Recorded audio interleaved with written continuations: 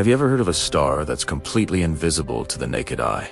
Yet an ancient African tribe knew everything about it. They knew its exact orbital period, that it was incredibly dense, and that it was a companion to the brightest star in our sky. They knew all of this centuries before modern astronomers with powerful telescopes confirmed its existence. This isn't a sci-fi movie plot. This is the real story of the Dogon people of Mali. For thousands of years, the Dogon have passed down a secret, sacred knowledge about the star system Sirius. They knew that Sirius, the star we see, has a tiny, invisible companion star. They called this companion Potolo. What is astonishing is that they described it as the smallest but also the heaviest thing in the sky, accurately hinting at its white dwarf nature, a superdense stellar remnant. They even knew its orbital period was 50 years. How is this possible? How could a people, without any modern technology, possess astronomical knowledge that Western science only acquired in the 20th century? This impossible knowledge challenges everything we think we know about the history of science and the ancient world. The story of the Dogon isn't an isolated incident. It's a powerful glimpse into a forgotten history of science, a chapter that has been overlooked and often deliberately ignored. All across the African continent, from the sands of the Sahara to the banks of the Nile, ancient peoples were looking up at the same stars we see today. And they weren't just stargazing. They were practicing a sophisticated, practical, and deeply spiritual form of science. We see evidence of advanced mathematics in the 20,000-year-old Ishango bone, and complex engineering in the stone structures of Great Zimbabwe. Africa's scientific legacy is written in stone, bone, and oral tradition, waiting for us to rediscover it. Today, we journey back in time to uncover the legacy of Africa's first astronomers. Let's dive deeper into the Dogon mystery. At the heart of their cosmology is the star system Sirius. While we see it as a single point of light, the Dogon have always known it as a binary system. Te Main star Sirius A is orbited by a tiny companion, Sirius B, which they call Tolo. Po is the name for their smallest seed grain, and Tolo means star. The name itself reflects its small size, but their descriptions go much further. They described its orbit as elliptical, not circular, a sophisticated astronomical concept, and they pegged that orbit at 50 years, which modern science confirms is 50.4 years an incredible degree of accuracy. So, where did this knowledge come from? The Dogon themselves say it was given to them by the Namo, amphibious beings who they believe traveled from the Sirius system to Earth in a great arc. According to their traditions, these Namo were teachers who shared their profound cosmic understanding with the first Dogon ancestors. This mythology is celebrated in a ceremony called the Sigui, an elaborate festival held only once every 60 years. This festival commemorates the creation of the world and is intricately tied to the orbit of Sirius B. The Dogon's knowledge didn't stop there. Their traditions also include awareness of the 4 major moons of Jupiter and the rings of Saturn. Naturally, this has sparked intense academic debate. Skeptics suggest they might have learned this from European visitors in the early 20th century. But Dogon elders are adamant that this knowledge is ancient, woven into the fabric of their culture for centuries. But the Dogon are just one piece of the puzzle. Let's travel south to the barren landscape of the southern Egyptian desert. Here, buried beneath the sand, lies Nabta Playa. Discovered in the 1970s, it's a site that has completely rewritten our understanding of prehistoric Africa. It's an ancient stone circle, often called Africa's Stonehenge, but it's actually much older. Radiocarbon dating suggests parts of this site are over 7,000 years old, predating its more famous British counterpart by a millennium. This wasn't just a random collection of rocks. It was a complex astronomical observatory and a calendar. The stones are arranged in precise alignments that track the movement of the stars. Some stones line up perfectly with the rising of the star Sirius, while others mark the position of Orion's belt on the horizon. For the people who lived here, this wasn't an academic exercise.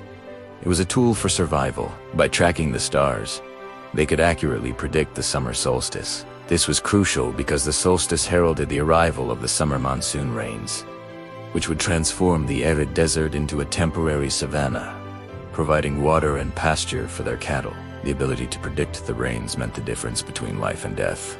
The discovery of ritually buried cattle at the site shows us This was a sophisticated society of pastoralists, with deep cultural and spiritual practices tied directly to their cosmic observations. Nabta Playa proves that, long before the pharaohs, people in Africa were already creating complex, megalithic structures to map the heavens. This legacy of celestial observation laid the groundwork for one of the most famous civilizations in history, ancient Egypt. The pyramids of Giza aren't just tombs, they are cosmic monuments, architectural marvels aligned with celestial bodies with breathtaking precision. The three main pyramids are famously arranged in a pattern that perfectly mirrors the three stars of Orion's belt, both in position and in relative brightness. The northern shafts of the Great Pyramid point directly towards the circumpolar stars, which the Egyptians considered immortal because they never set below the horizon. They believed these shafts were pathways for the pharaoh's soul to ascend and join these undying stars in the afterlife. The Egyptians' entire civilization ran on a celestial clock. They developed one of the world's first 365-day solar calendars, a system far more accurate than many others of its time. Their year was divided into 12 months of 30 days each, with 5 extra festival days at the end to align the calendar with the solar year. This entire system was based on the heliacal rising of Sirius, the day the star first becomes visible above the eastern horizon just before sunrise. The Egyptians called this star. Its appearance signaled a crucial event, the annual flooding of the Nile River, which brought fertile silt to their farmlands and ensured a bountiful harvest. The river, the star, and the calendar were all interconnected in a cosmic dance that governed every aspect of Egyptian life, from agriculture to religion. The examples from the Dogon, Nabta Playa, and Egypt are not anomalies. They are part of a much larger, continent-wide story of scientific innovation that has been systemically downplayed for centuries. This narrative often begins the history of science with the Greeks, conveniently skipping over its much deeper African roots.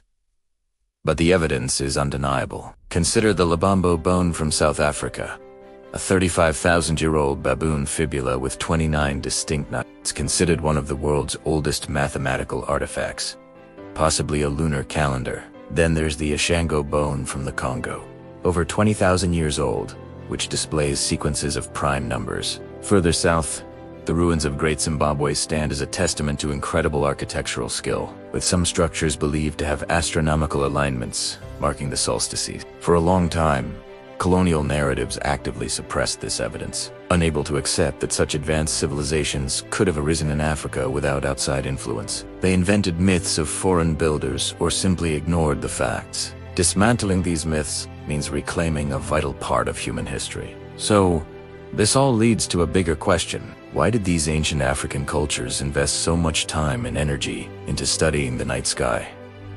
The answer is both practical and profound. On a practical level, the sky was a clock, a calendar, and a compass. It told them when to plant, when to harvest, and how to navigate vast landscapes.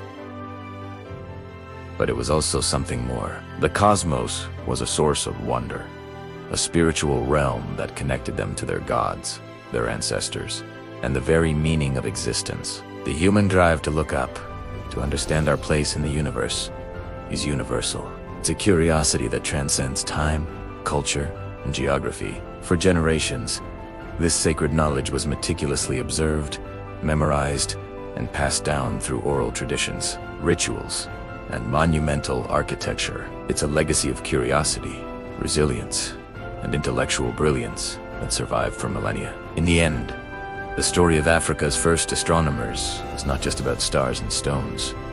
It's a story about us. It's a reminder that the history of science is far richer, more diverse, and more ancient than we've been led to believe. The night sky belongs to everyone, and the quest to understand it is a shared human heritage. The next time you look up at the stars, remember the Dogon elders, the builders of Nabta, and the architects of the Nile. Remember the forgotten pioneers who first mapped the cosmos.